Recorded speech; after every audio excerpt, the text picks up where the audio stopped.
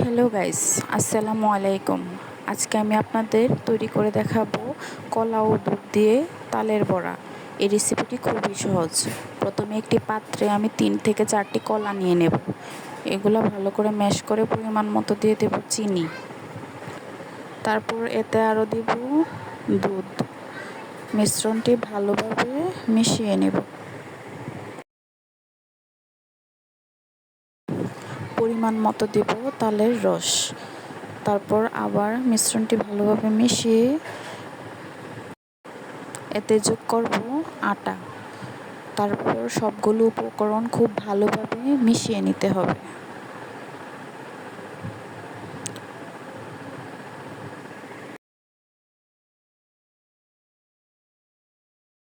সবগুলো উপকরণ একত্রে দেখতে গুলাটা অনেকটা এরকম হবে। তারপর গরম ডুবো তেলে আমি গোল গোল করে পিঠাগুলো ভাজতে দিয়ে দিব। কিছুক্ষণ এপিঠ ওপিঠ ভাজার পর পিঠাগুলো নামিয়ে নেব। রেসিপিটি আপনাদের ভালো লাগলে লাইক, শেয়ার, কমেন্ট করবেন আর চ্যানেলটি সাবস্ক্রাইব করতে ভুলবেন না। ধন্যবাদ।